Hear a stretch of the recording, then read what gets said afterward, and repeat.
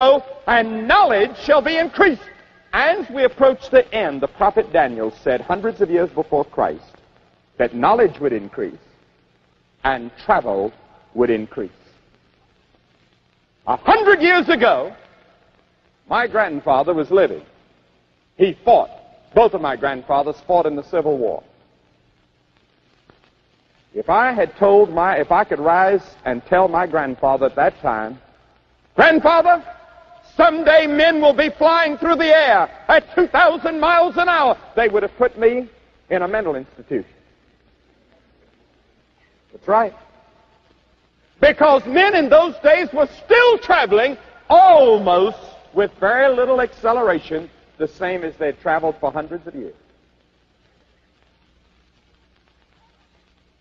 Travel increasing. How did Daniel know about that? How did he know that someday there would be an acceleration of travel? Why, if you had told me when I was a boy that I could sit at home and look at a screen in my home and that somewhere in the airways they'd pull pictures out that talk, I would have thought you were crazy. Just the change in my lifetime. I played golf today with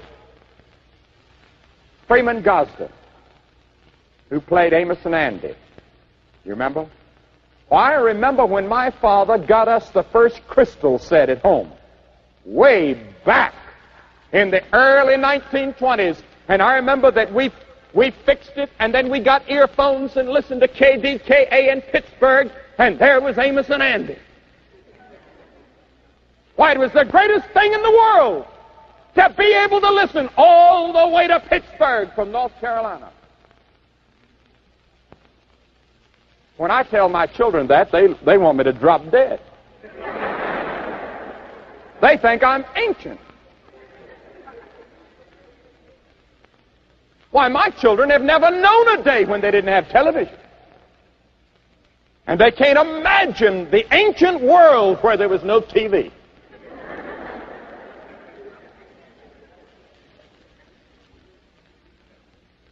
There are so many things. I could spend all evening just talking about Israel and the Jew.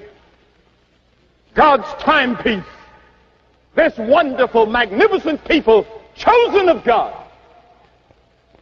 Their country destroyed in 586 BC by Nebuchadnezzar.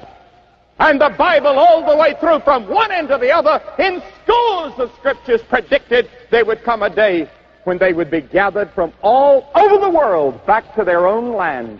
And in 1948, when President Truman recognized Israel as a state and the United Nations declared it as a state, for the first time in 2,500 years, and the Bible had predicted that these people, only 13 million in the whole world, scattered in the whole world, would be drawn back to their own land.